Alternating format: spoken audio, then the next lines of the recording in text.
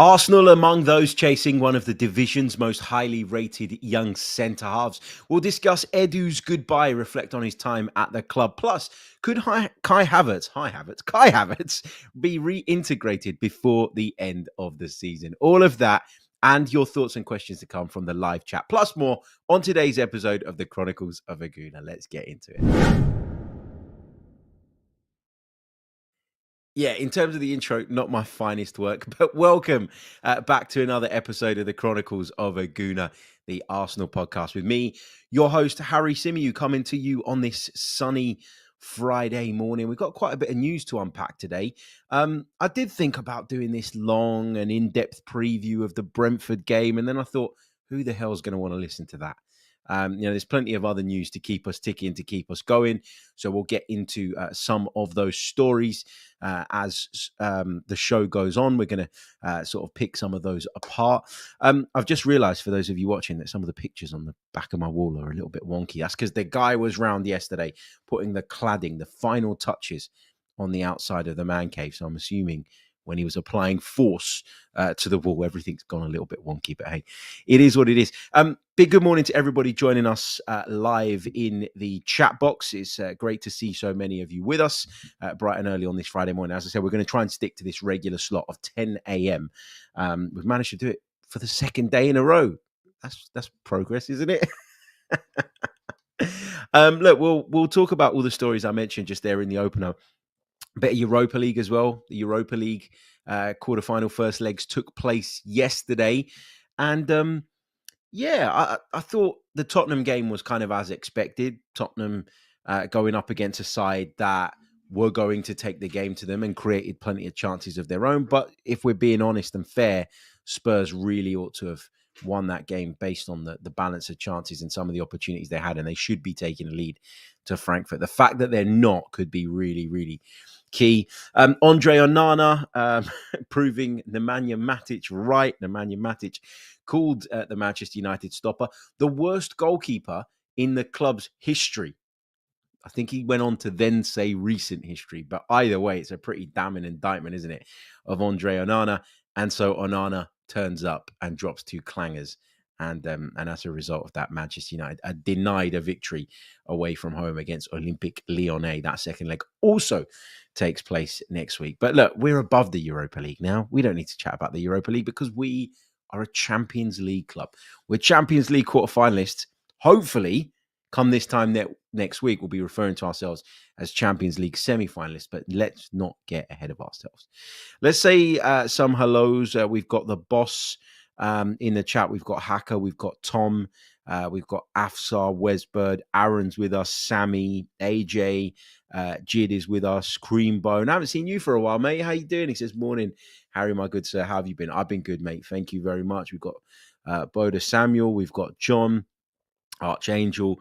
Great to see so many of you with us, as I always say, in the live chat. Okay, should we get into our first story of the morning then? Should we discuss Edu's goodbye? Okay, so Edu's period of gardening leave came to an end.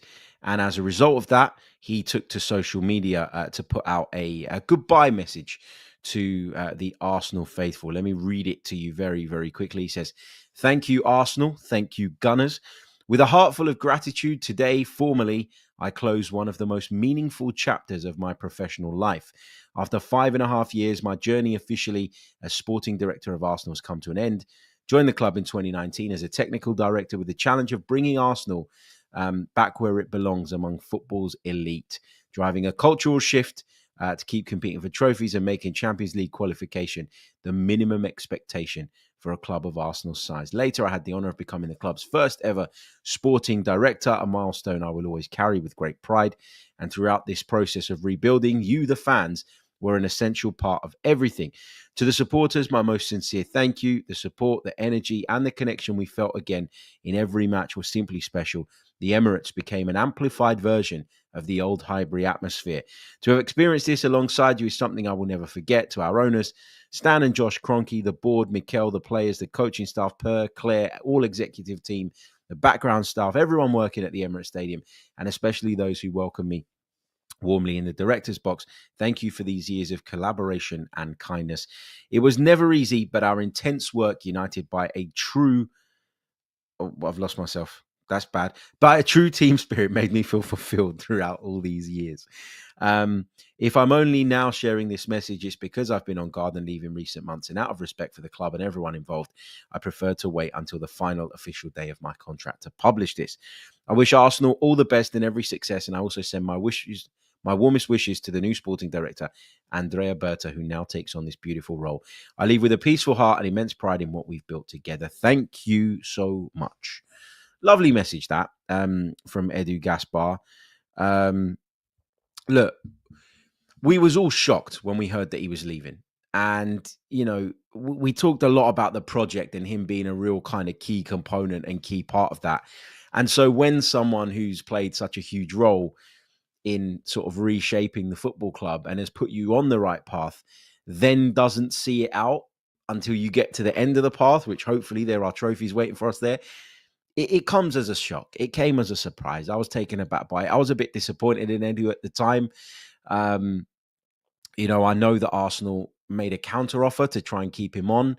I know that not everybody in the Arsenal fan base was, um, as sort of positive in their words about Edu as me and some of the others. But listen, I just think that you sometimes with these situations you need to zoom out. I think it's very easy to look at one particular decision that you disagree with and then have that kind of shape your opinion or shape your narrative around how well or not well someone's done in a particular role. Now, ultimately, I'll look at it as simply as this. When Edu came into Arsenal Football Club, we were lost. We were miles off of where we are today. And over time, he, along with Mikel Arteta and all the other people working behind the scenes, did such good work that it pushed Arsenal back into a position where we're now going into campaigns expecting to win Premier League titles, where we're having nights like we did the other night, trouncing Real Madrid at the Emirates Stadium. All of this is a result and a consequence of a really kind of long, well thought out, well executed, and at times difficult process. And Edu was a massive part in that. People used to say, he's a bad seller, etc., etc. I always had sympathy for him when that particular criticism was thrown around because ultimately he was struggling to sell players that were not good enough, that were on massive contracts, that in a lot of cases had been signed by the previous regime. So, you've got to analyze these things fairly. And I think it's impossible to look back on Edu's tenure and say it was a failure. If Arsenal do go on and win the Champions League, if Arsenal go on and win trophies for the next 3 or 4 seasons, Edu would have played as big a part in that as anybody else that you would even think about attributing any potential success to.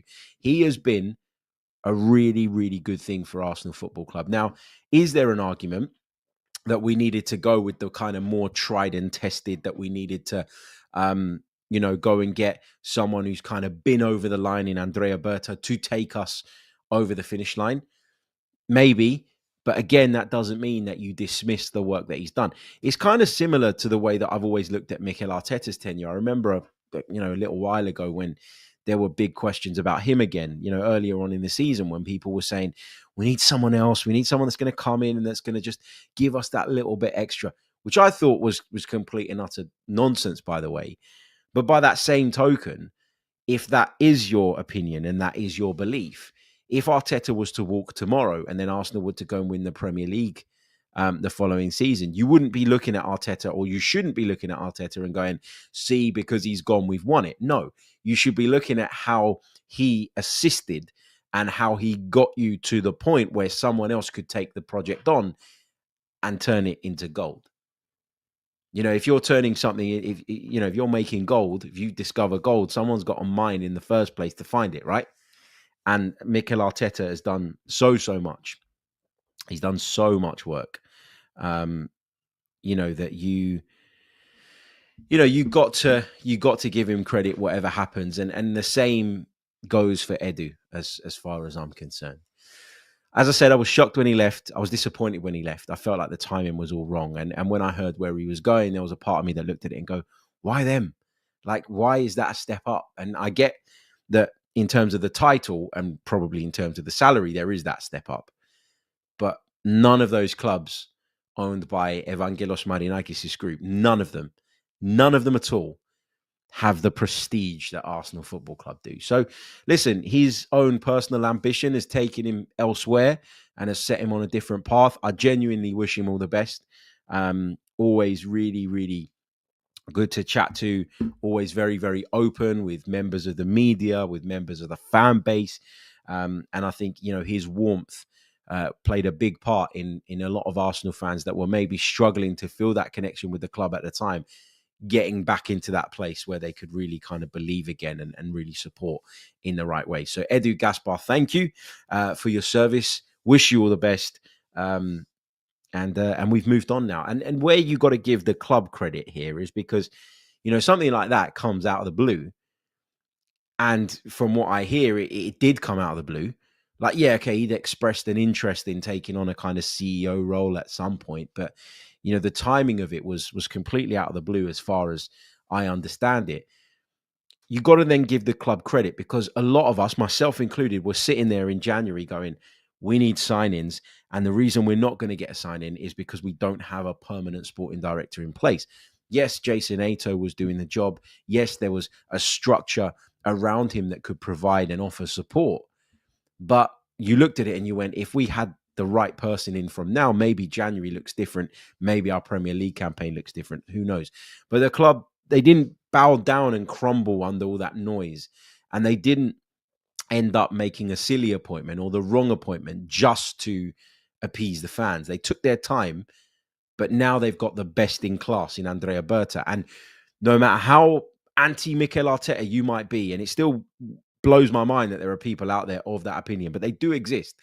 If you are one of those people, no matter what your thoughts are on the manager, on other decisions made by the club, you cannot deny that of the candidates available to Arsenal, when you looked at that list of names that the Athletic put out as people that the club were talking to and discussing, you cannot deny that Andrea Berta was at the top of that list in terms of his history, was at the top of the list in terms of his CV. And we've gone and got him. We haven't cheaped out. We haven't gone and got the third, fourth choice. We haven't done a Tottenham like when they signed Postecoglou, where they went down a list of about 13, 14 people before they got to that point. No. We've got Andrea Berta in, and we should be really, really pleased with that and excited by what he's going to bring to the football club. Okay, let's move on to our next story. We're going to talk Kai Havertz. Kai Havertz posted a video yesterday of his rehab. He's obviously recovered from the hamstring surgery that was required after he suffered that warm weather training injury in Dubai. It was really shit to see him go down. It was really, really concerning because of the lack of options that we had. And obviously, the timing of it just couldn't have been worse, right? It really couldn't have been worse. Kai Havertz has had a really good season for Arsenal. He was on course to score about 25 goals across all competitions if you look at his rate of scoring, which is the very total, by the way, that many people, many of his doubters and critics over the years claimed he could never reach. Well, he was on course for that. At times, was he a little bit frivolous and wasteful in front of goal? Yeah, for sure. Kai Havertz has never been that kind of out-and-out cold-blooded finisher. But what Kai Havertz gave us was a lot in terms of variety. He could hold the ball up. He could win aerial duels. You could run him into the channels. He could run down the sides. He had so much going. He still has so much going for him, Kai Havertz. But obviously, the injury that he suffered, I think in a weird way, and I'm not obviously glad it happened. Of course I'm not. Like, I'd have much rather had Kai Havertz available. And I think we'd have probably picked up more points had Kai Havertz been available. But in a weird way, what it kind of did was just shine a light on his importance to the squad. For a lot of those that kind of needed to see it, there's a lot of people that have been really anti Kai Havertz from the beginning, and they've refused, in my opinion, either that or they can't see what and they don't understand the game and they don't understand what they're watching. But there was a lot of people that kind of looked at Kai Havertz and were just never satisfied. And actually, this injury, I think, although you don't want it to happen, if you're trying to take a kind of positive, if there is a silver lining, it's that actually it kind of opened people's eyes to how important Kai Havertz is to the squad. Anyway, he's had his surgery. It's all about rebuilding himself back up now. It's all about developing his fitness, working on that hamstring that's obviously been surgically repaired, if that's the way you want to put it. But there are suggestions off the back of that video that he could be reintegrated back into the group before the end of the season. Now, I'm not sure I like that idea, if I'm being honest with you. You know, I look at sort of Kai Havertz and I look at Bukayo Saka, and I think, you know, they're two players that, yes, okay, those injuries were partly down to rotten luck, but those injuries were also partly a consequence of the fact that they've just simply played too much football and that they've been really heavily relied upon over the last couple of seasons. With Bukayo Saka, it was different because the injury happened a lot earlier in the season. It happened back in December. He had that period of time to get himself back up to sharpness and up to fitness. And from what we heard, sort of retrospectively, actually, he was in training for about 6 or 7 sessions before we even had a sniff of that. So Bukayo Saka's clearly been taken care of in the right way, and that's all good. I'm sure Kai Havertz will be taken care of in the right way as well. But with Bukayo Saka, because he was close and we had a very specific target, which was, of course, I beg your pardon, the game against Real Madrid, you kind of looked at that and you went, okay, that's when we want to get him back for. And everything we did was in anticipation of the game against Real Madrid. Everything we put him through, all the checks, all the tests, the kind of exposure to minutes in the lead up to the Real Madrid game, it was all with a view to getting him back for that really big, important game. When it comes to Kai Havertz, because I don't have a clue when he's going to be back in training, I'm not of the opinion right now that you should rush him back. I also think that the fact that Mikel Merino is starting to thrive in that central striking role, I know it's not his best role. I know, you know, it's not the ideal solution. And I just mentioned all the things that I think Kai Havertz can bring you. And if I was to go through a tick list of what Mikel Merino can do of those things, I'd probably miss a lot of them off because I don't think he's the same as Kai Havertz. Where I think he does beat Kai Havertz is in terms of his finishing ability. You know, I think he's a really good finisher, Mikel Merino, technically at a really, really good level. And that shows. Have we had to adapt our game? Yes. But I feel like we've got there now. I feel like we've adapted it to the point now where we do get the best out of Mikel Merino in that centre forward position. I mean, his goal record speaks for itself. And therefore, having already gone through the pain, yes, I'd love to have Kai Havertz back, but would I rush him back? No, I wouldn't. I think he's a really important part of the squad, as I've mentioned. And I think it's imperative that we have him and we have a fully fit Bukayo Saka and we have everyone ready to go again next season. Obviously, I don't know the ins and outs. I don't know if Kai Havertz is further down that recovery line than we're led to believe. You know, they certainly managed to pull the wool over our eyes with Bukayo Saka. So I don't know. But at the same time, you know, I worry that with Kai Havertz, you know, we'd be pushing him back. Like, it feels like the window that we had for Bukayo Saka was obviously much bigger in terms of getting him back before the end of the season. Whereas when it comes to Kai Havertz, the window is a lot smaller. And so I don't know if I'd push hard. What I will say, and Reggie Perry is right, is if we do make a Champions League final, Kai Havertz has got a history of scoring in one. Is he the only Arsenal player in the squad that scored in a Champions League final? I think he is. So maybe you bring him back as an option right at the back end of the season, but don't rush. Let's just see how it goes. And although he put that video up, and although there have been some reports to suggest that his return is slightly more imminent than we're maybe led to believe, I'm still very, very what's the word? Cautious about sort of putting a time frame on Kai Havertz's return and sort of pushing him or forcing him to come back earlier than is necessary. So yeah, we'll see. Okay, just a quick reminder, if you haven't done so already, please leave a like on the video and subscribe to the channel if you haven't done so already. It really, really does help. I really, really appreciate all the love and support. Don't forget to check us out on Patreon if you haven't done so already. After each game, we bring you a player rating section, which is an additional part of the post-match podcast. So you get the podcast on all the other platforms, And then we do a 15-minute section where we deliver player ratings, which is recorded instantly after we finish the post-match podcast. So basically, by the time you finish listening to that one, you've got something else to tune into, which is player ratings. And we go in a little bit more depth on individual performances, and we mark those performances with a rating. Like, subscribe, all the rest of it. If you're listening on audio, please do leave us a review as well. Archangel says apprehensive is the word you was looking for, Harry. Yep, good one. You're right. Apprehensive is the word I was looking for. Okay. Should we take a short break? We will. And when we come back, we are going to unpack some more stories, including the news Mo Salah has signed a new contract at Liverpool. The latest on the Manchester City verdict. We're also going to talk Benjamin Sesko and Dean Huijsen. I think that's how you say his name correctly. I've heard all sorts of pronunciations, but that's what I'm going with. Let's get into all of that right after this very short break. You're listening to the Chronicles of a Gooner. Like and subscribe.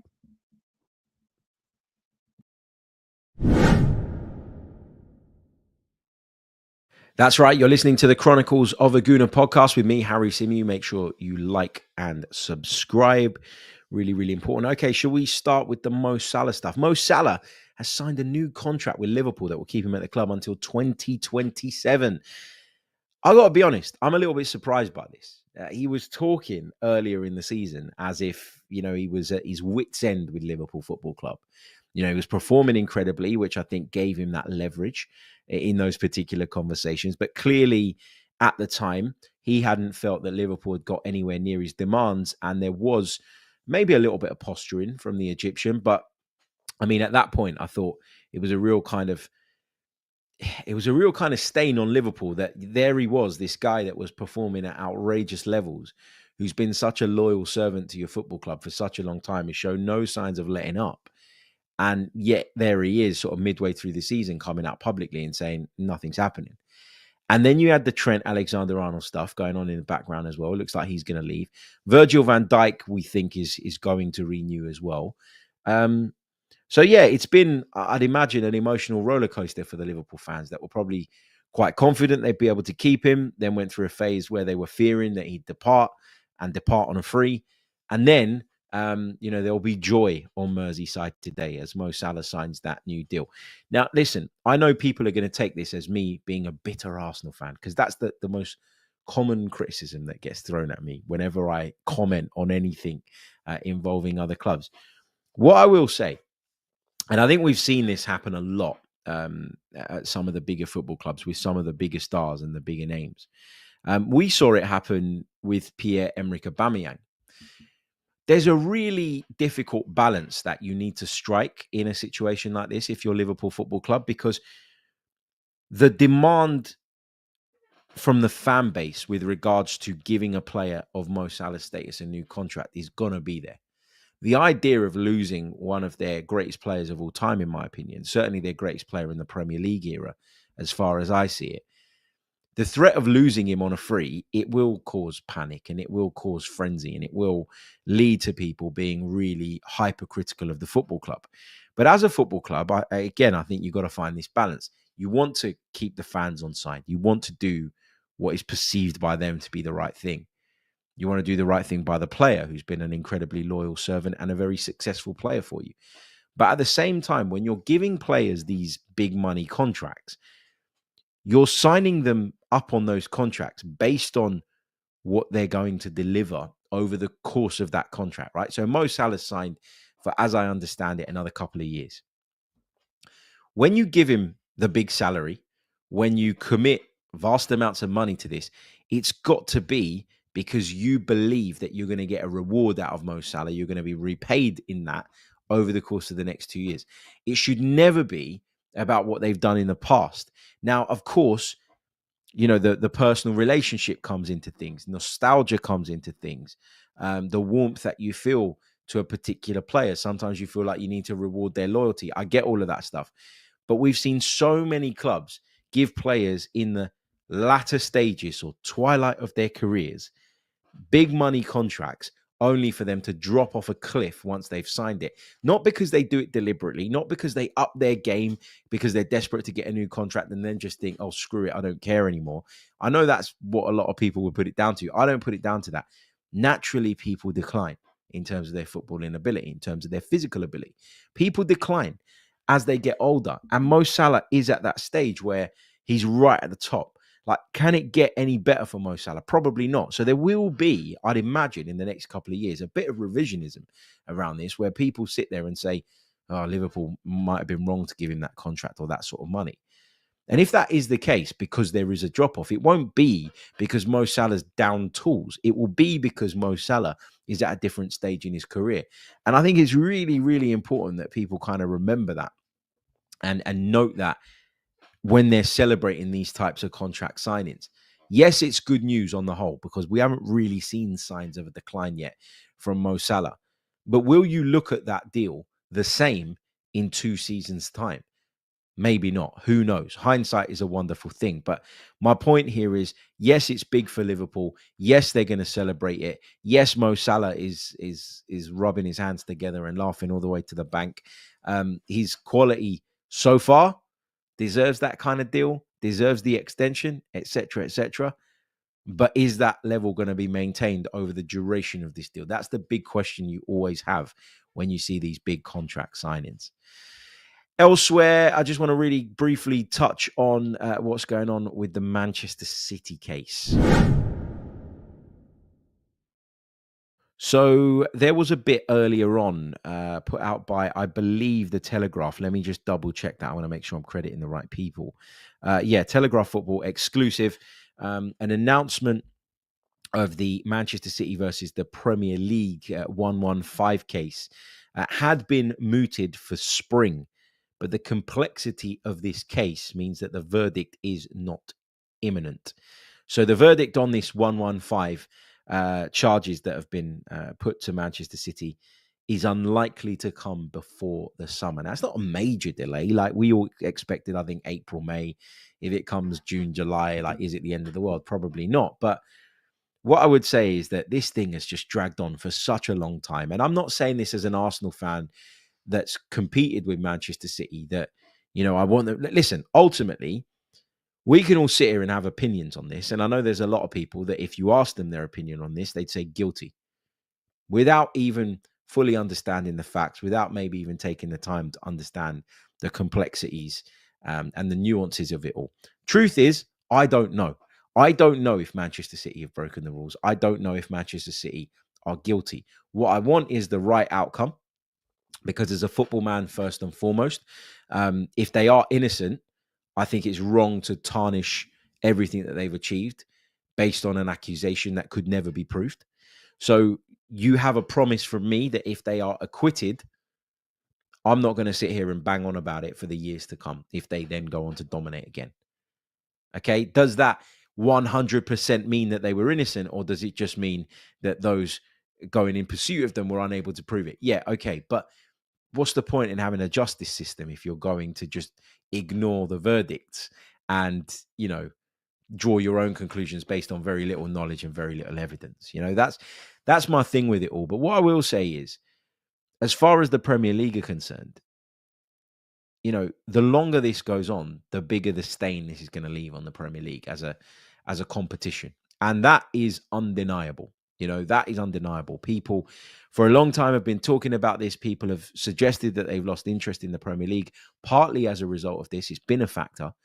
And I think, the quicker we get to that conclusion, the better. If Manchester City are absolutely guilty and are found and approved guilty, then they really should be dealt with the most severe punishment, because they haven't just been able to compete as a result of what they're accused of, if indeed they have broken the rules.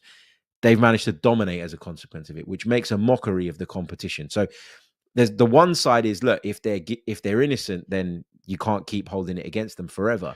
But the other side is that if they're guilty, then they absolutely deserve the harshest punishment possible. So yeah, that's where I'm at on it. Am I surprised it's been delayed? No, I kind of expected this.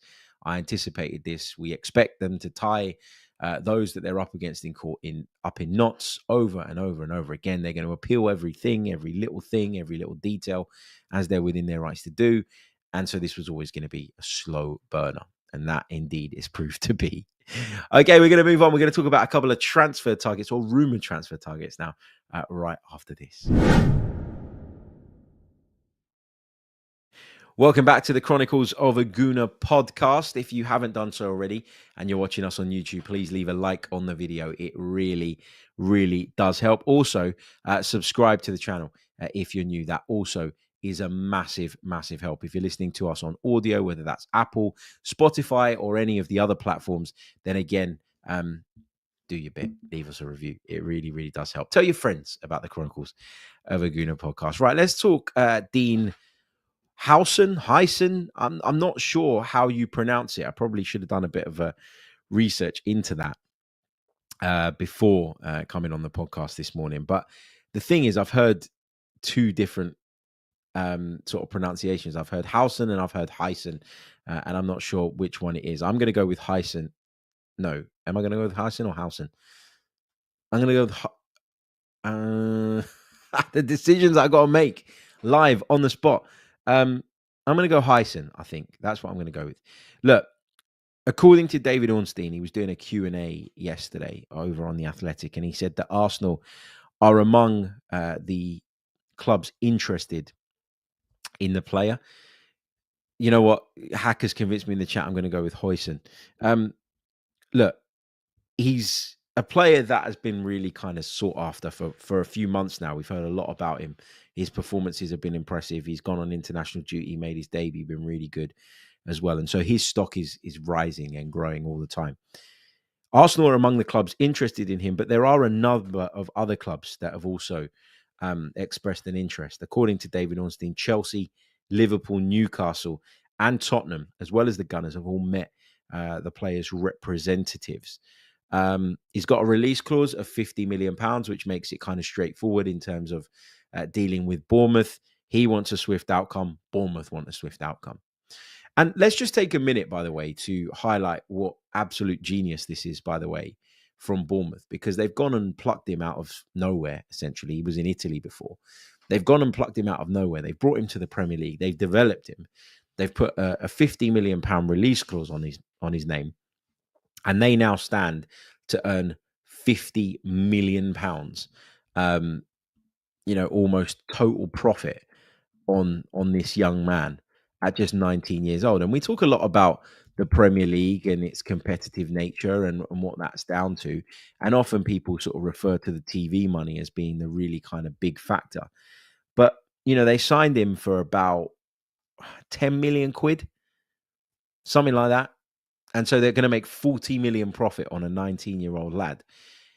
That is the kind of really smart, brilliant business that clubs like Bournemouth, like Brighton have been able to do, like Brentford have been able to do in recent years, which sees them punching well above their weight in terms of the size of Bournemouth Football Club or the size of Brighton or the size of Brentford versus where they are and where their standing is currently in the English game. It's unbelievable, really, when you think about it. They invest smart, they sell smart. They're really, really clever. And this would be another really great example of that. What's my opinion on the player? He's made 25 appearances in the Premier League this season, so he's developing and learning in terms of his experience. Didn't have a great time in Italy. Went to Juve back in 2021 as a very, very young player, joined from Malaga, spent some time with the Juve kind of next-gen squad, went on loan to Roma, returned back to Juventus on June the 30th, 2024. And then in July 2024, Bournemouth came in and signed him up for around about 10, 11 million pounds. And, he's done brilliantly since. He really, really has. He's developed. There have been some big milestones in his career. Obviously, the Premier League debut, massive. And then being able to establish himself in a very good and competitive Bournemouth side has been a testament to the young man and his talent and his temperament as well. And he's also made his international debut, which went very, very well for Spain.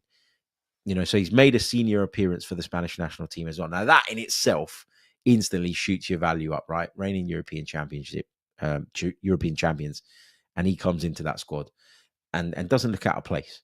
Doesn't look out of place at all. I don't know a massive amount about this player, so I don't want to sit here and pretend that we're kind of like, like we're experts on him. Maybe if this develops further, we'll do a bit of research and we'll put together one of our scouting report episodes. But for the time being, I'm not going to sit here and pretend that I know the ins and outs of the player. When I've seen him on occasion, it's been probably 3 or 4 times this season, I've been impressed. I think he looks a very confident player. I think he looks like a real good ball player, which is obviously something that, we look for in a centre half. And, we talked a lot about last summer kind of leveling up our squad. Would bringing him in be us kind of leveling up the squad? Because you look at the team right now and, while on paper we've got lots of defensive options, we've got a fair few that are just super injury prone, which is a big problem for us. We're moving Kieran Tierney on because he has been injury prone in the past. We've got Riccardo Calafiori, who has come to the football club and has just repeatedly been injured. You've got Takahiro Tomiyasu, who's, been injured and out of the picture for a really, really long time. We lost Ben White for a long period this season. We lost Timber last season. We've, on paper, got lots of defenders and lots of very good defenders, but injuries have been a real issue and have kind of made what is a really strong department in our team look like a weak one, when actually it should never have been that. You looked at those names on a sheet at the start of the season and we should have been in a really, really good position defensively. We've had to patch things up. The kind of positive is that people like Miles Lewis-Skelly have been able to come in and make an impact, which is obviously great. But the one I think that people will think about when discussing the potential of signing Huijsen is Jakub Kivior. Now, Jid is in the chat, so I expect to be told off for bringing this up. But listen, Jakub Kivior, great the other night for the most part, had a couple of moments, has been a decent enough deputy at times for Arsenal. But I think we can all agree isn't at the level of our first choice centre-backs. And I'm not saying, by the way, that you'll ever get that you'll ever have deputy defenders that are as good as the first ones, because those players, if they're that good, the chances are they probably won't be satisfied with filling a squad role. And then I come to the question of, is he worth spending 50 million quid on if he's not going to start?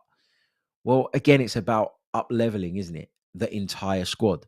You build your team, then you build the squad around it to back up and to support that team. And we've seen, we play a hell of a lot of football. The demands that are put on us as a football club are huge because of our want and the expectation for us to compete on multiple fronts. I've got no problem with Arsenal, exploring this deal and maybe even doing that deal. But I think you'd need to bring in a chunk of that money via sales. And the only one that you look at in that back line, like I don't think we sell Calafiori. Not that I'm saying we should, but I just think it's too soon. I think they'll put this down to a season of rotten luck and they'll go again and see what happens. But, there's other players in that squad that I would consider selling. I would consider selling Zinchenko. Let me just double check when Zinchenko's contract ends, because I think, hold on. Obviously, he was linked with a move away during the January window and last summer. Look, his contract expires 2026. So he'd be going into the last year of his contract. So I expect us to sell Zinchenko.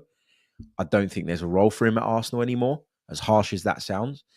Maybe he's important behind the scenes. Maybe his background helps us in terms of having been there, done it, got over the line and winning trophies. But, he's fallen so far down the pecking order, man, like in that left-back position. And I can't see him taking up a midfield role. So let's say that you end up moving Zinchenko on. You might move Jakub Kivior on as well. There's been a lot of interest in him reported over the last couple of years. Never really materialized into anything concrete, or maybe it's been a case of nobody getting close to what Arsenal want for him.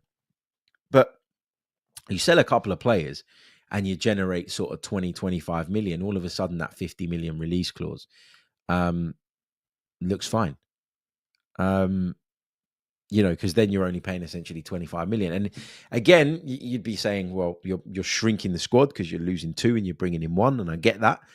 But there are areas in our squad where we're a little bit over bloated. Left back is a position we're over bloated in, especially now Miles Lewis-Skelly's come through.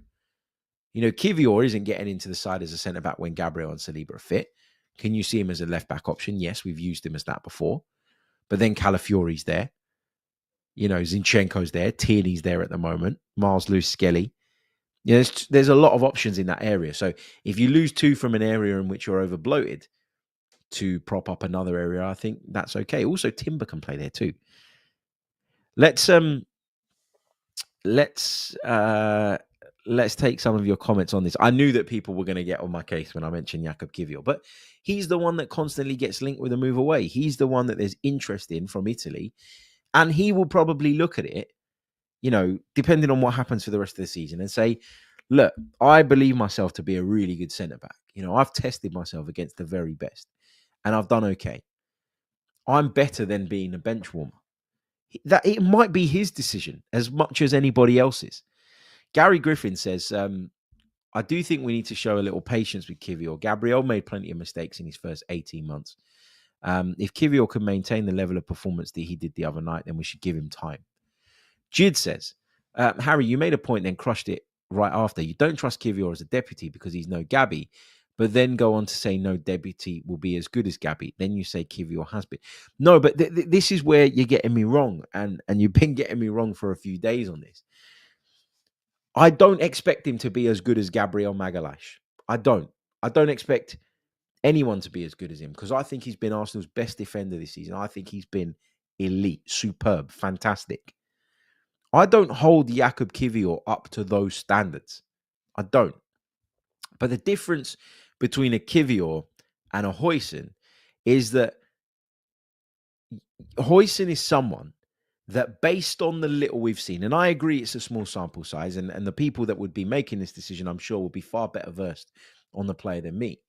But that would be a signing of someone that there's a belief can go on to be one of the best centre-backs in world football. Now, there's a long way to go before you can categorize him as that. But if you signed him, it would be on the basis that you believe he has the talent to get there. For me, personally, Jakub Kivior is a good squad defender, but I don't look at him and think that his ceiling is as high as some of the most exciting young central defensive prospects on the planet. Do you get what I'm saying? So, yes, Kivior's a decent squad defender, but if swapping him for a player, essentially, and it wouldn't be a direct swap because we'd never get the money that we'd need to sign Huijsen from a sale of Jakub Kivior, but if you're essentially trading him in to contribute towards getting someone that has a higher ceiling, that's good building. That's great building. That's squad building.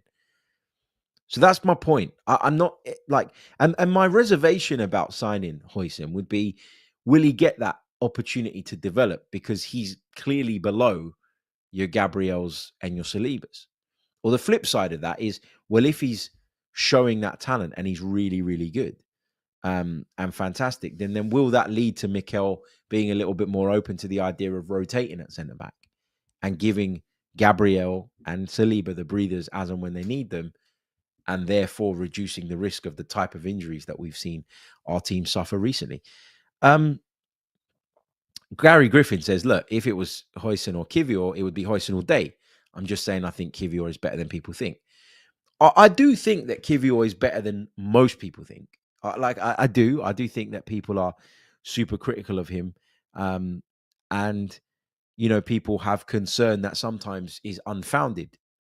But at the same time, they're going by what they've seen. Like, they've not just plucked it out of the air. It's not... People keep talking about this agenda thing, right? There are Arsenal fans out there with agendas.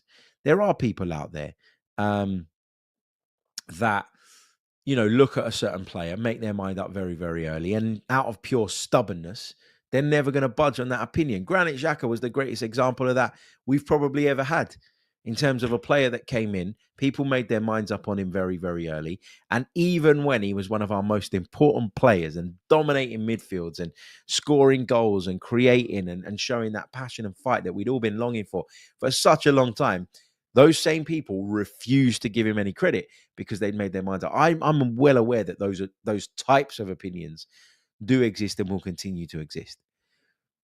And it's not that I think Kivior is terrible. But if there's an opportunity to bring in a centre-back that a lot of people believe could go on to be one of the best versus keeping Jakub Kivior, who I think is a decent backup player and squad player, but has a ceiling, just based on my own personal opinion, then I think you got to make that trade. And he's the one of our centre-back options that you would be willing to trade, right? You're not going to trade Saliba. You're not going to trade Gabriel. You're not going to trade Timber, another centre-back option. You're not going to trade Ben White. He's the natural fit. But anyway, what have we got? In the comment section, I want to wrap up on this Kivior stuff. It's the last one I'll take on it because otherwise we're just going to talk about Jakub Kivior all day again. But Jid says, what makes you think Jakub isn't in the Xhaka boat, given his record and the fact that we hardly lose with him? People spoke about Xhaka's mistakes too. I don't think that I see the same talent in Jakub Kivior that I saw in Granit Xhaka. That's my answer to that. Granit Xhaka had a wonderful left foot, had a real kind of physical presence about him as well, was clearly very effective in the final third of the pitch, had a really good goal-scoring season before he left when he had that freedom to go and play there, had a really good understanding and reading of the game because even at left 8, he protected the fullback really well, I thought. Knew when to come inside and create room for Martinelli, knew when he needed to go out there and support him. I just saw more talent in Granit Xhaka throughout versus what I've seen in Jakub Kivior. And so if I see talent, I'm more willing to give that particular player the time to develop and to fulfill that talent. I'm not saying Jakub Kivior's got no talent, but I don't see as much in him as I saw in Granit Xhaka, which is why I so vehemently defended Granit Xhaka. I also thought Granit Xhaka got a really shit ride from a lot of our fans. You could argue that that's the case with Kivior as well. But Granit Xhaka had a whole Emirates Stadium booing him off. And then responded as most human beings would. And that was allowed to kind of shape the opinion and the sort of, the sort of the narrative around him, which I thought was really unfair.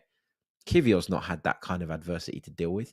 He hasn't shown me that he's got the strength of character that Granit Xhaka had. And that's not to say he doesn't have it. I just haven't seen it. I haven't seen the same level of talent. I haven't seen the same strength of character. And so I'm not as invested in Jakub Kivior on a personal level. Jid says, you're being subjective, not objective. Stats be damned. We finally got there. We can move on now. But you're not being objective either. You're being subjective too, because you're basing it on an opinion. You're going by a couple of stats that suit your particular argument, your side of the argument. You're looking at number of games we've lost with him in the team. You haven't considered who we've played against in those games. You haven't considered where he played. You haven't considered whether he made mistakes that he got away with. You've just looked at it black and white, pure and simple. And football is way more nuanced than this and gone, we haven't lost a lot of games when he's played. So that for me is the very thing that you're accusing me of doing, which makes this a kind of deadlocked argument and one that's not going anywhere. Don Arsenal TV says, how are you going to see his potential when he's hardly played? Well, Ethan Nwanery's played less minutes for Arsenal than Jakub Kivior has, but I can see that talent. You don't always need game after game after game after game after game to decide whether a player is really talented or not. Ethan Nwanery showed he was talented when he played 10 minutes at the end against Brentford back in that 3-0 victory when he made his debut. This idea that they need to play loads and loads of games before you can judge talent, no. You maybe need more games to kind of judge other aspects. Consistency, obviously, the big one. There's a lot of things, but you can't say that because he hasn't played he's played enough games for me to have an opinion on him. And that's my opinion. And it's not that I want the guy out and I want to boot him out and I think he's the worst defender in the world. I just think there are upgrades out there available.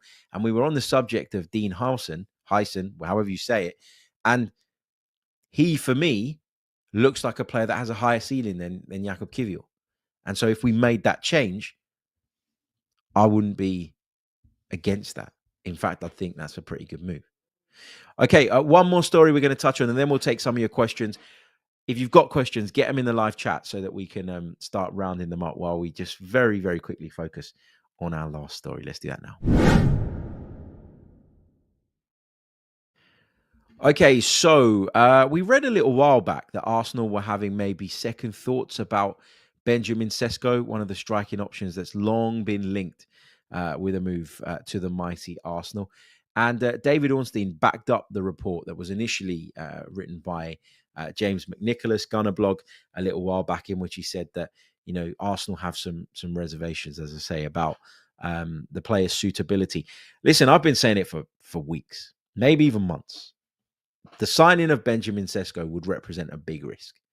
The signing of Victor Gyökeres would signal a risk. The signing of Alexander Isak would be a risk too because of his injury record, right? Every transfer that you do, every transfer that you make has an element of risk to it. But there are some where the risk is too high.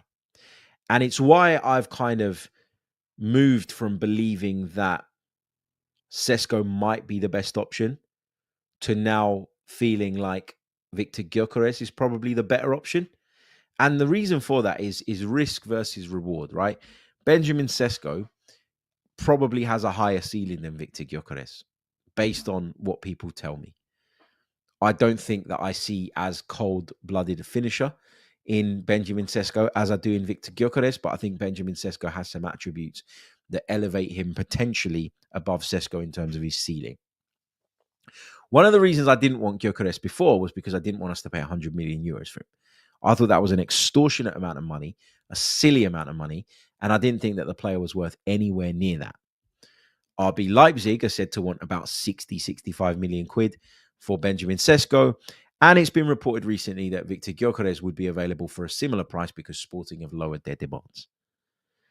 Now, if you're talking about them both now at the same price point, then the conversation dramatically changes. We're talking about, a comparison now that doesn't have the financial element attached to it. The financial element can be discarded in this debate now because we're talking about two players at a similar price point. Now it's just about who's going to come in and do the better job. And I see things in Victor Gyökeres that I think that we need, that we miss. I don't see those things in Benjamin Sesko necessarily yet. Or if I do see them, I see them in flashes and not necessarily often enough. So if Arsenal have reservations around Benjamin Sesko because they now know that Victor Gyökeres is available at a similar price, or there's another option, Hugo Ekitike has been talked about a lot. I watched him play last night. In flashes, I thought he was really good. In flashes, I thought he was not so good. I'm a bit on the fence about that one as well. But whether we sign Benjamin Sesko or not, whether we're going to do that deal or not, I don't know. What I do know is that there is an element of risk to that potential signing, and we've got to be really, really careful about committing a ton of money on that player. And I think Arsenal are in a position now where they want to do their due diligence and they want to figure out whether or not he's the right player, which means that it's not a given, it's not a guarantee that he's going to end up at the Arsenal. So let's see how that one goes. Let me know your thoughts. Let's get your questions into the live chat. You can give me your thoughts and comments on those points that we've just made as well. Listen, I am going to run the goals again from the game the other night. I promise, for the last time, just because I've had a couple of messages asking for it. And then we'll be back with the final part where we'll take your questions and your thoughts on all the subjects discussed on today's episode of the Chronicles of a Gooner podcast. Remember, like, subscribe, all the rest of it. And I'll see you in about 20 seconds time. Don't go anywhere. Declan Rice to hit it. Declan Rice scores! Stunning from Declan Rice! It's going to be Rice, and he's done it again! Oh my word! Declan Rice has been one into the top corner and doubled Arsenal's lead! Into Mikel Arteta! Arsenal are a third! Arsenal are in dreamland! And it's a Spaniard, Mikel Arteta, who finds the bottom corner! Arsenal 3, Real Madrid 0! You wouldn't believe it! Welcome back to the pod. That was me losing my absolute shit the other night when when Declan Rice scored those 2 free kicks, followed by Mikel Merino's brilliant goal.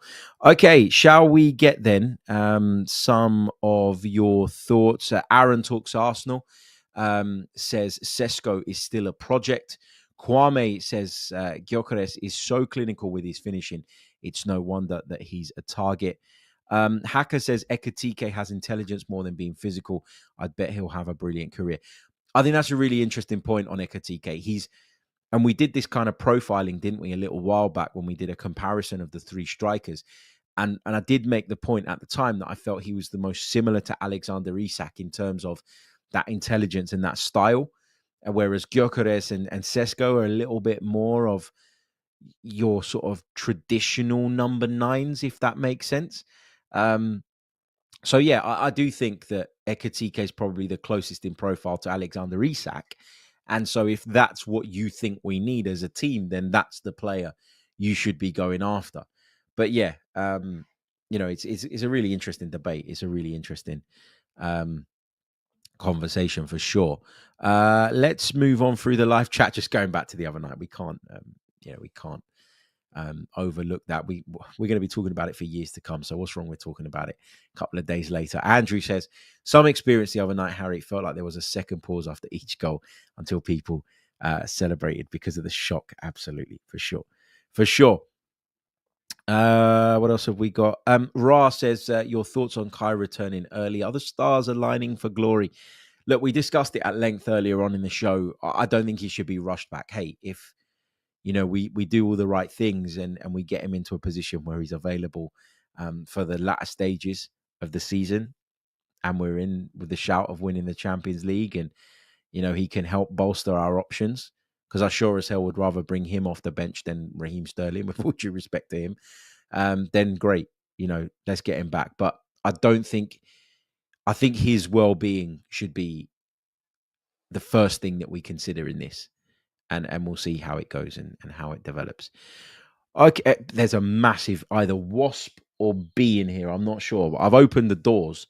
I've opened the double doors and the window. Has it just gone out?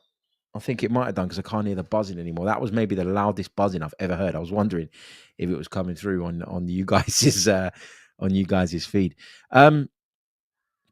Guitar solo. This is, listen, I love my job, right?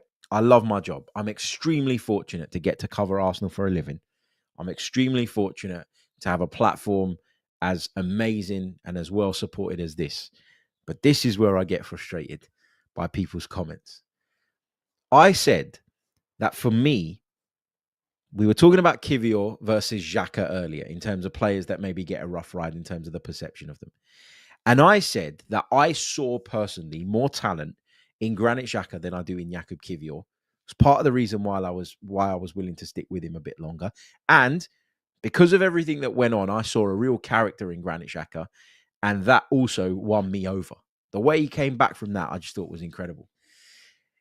Me saying that has prompted Guitar Solo in the chat to say this. Did I just hear Harry suggest that Kivior should first get the Granit Xhaka treatment by the fans before we can say he has character? I did not say that. I didn't say that. I said it's one of the reasons I felt really kind of on board with Granit Xhaka, because of the way he bounced back from that. I thought that was unfair. I thought our fans needed to look at themselves in the mirror. Everyone that was in. I remember that day. I've probably told you guys this story before, but I remember that day having a full-on row with a guy in the stadium that was 2 rows behind me, that was leaning over the guy behind me so far that he was practically spitting in the side of my face as he was fucking shouting all sorts of abuse at Granit Xhaka. Sorry for my language. I don't know why that came out. That's how annoyed it made me. I remember that.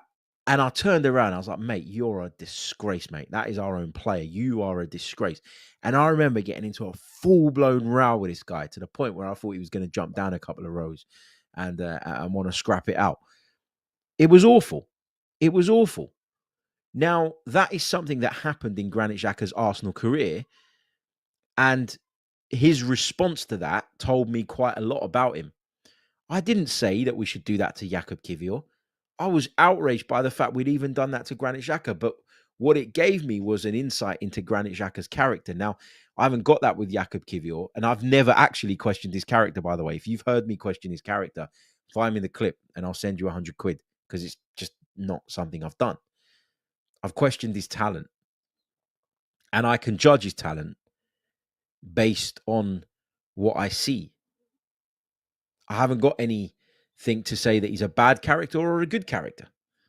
You know, that's not where I'm going with this. I didn't say anything about his character. That is something that that you've made up. Guitar Solo says, run the tape back when this live stream is over, H. You said Kiwior is not like Xhaka because you have not seen Kiwior being abused like Granit Xhaka. I can't say he's got the same strength of character as Granit Xhaka because I haven't seen him face that type of adversity. That's true. I stick by that. I can't say that he's like Granit Xhaka because I haven't seen that. Anyway, okay. Let's. We'll send you the time. What? You'll send me the timestamp of when I said that Jakub Kiwior needs to be abused by the same level that Granit Xhaka was, so that we can judge his character. Didn't say that, man. Come on, have a day off. Obadiah in the chat there making me chuckle as well. Right, look, we're going to leave it there because we could bang on about this Kiwior versus Xhaka stuff all day. Look, the point is that I don't see as much talent in Jakub Kiwior as I did with Granit Xhaka. And just like with Granit Xhaka, if an upgrade was available, I would have liked to have seen us take it. I think that, you know, if there is one available and Dean Huijsen might be that guy, then maybe we take that come the summer. But for now, it's all about what we got. It's all about Jakub Kiwior filling that role of left centre back, and let's hope that he continues to do a decent job of that. And I'll see you all on the next episode of the Chronicles of a Gooner podcast. Until the next one, take care of yourselves and have a great day. Up the Arsenal.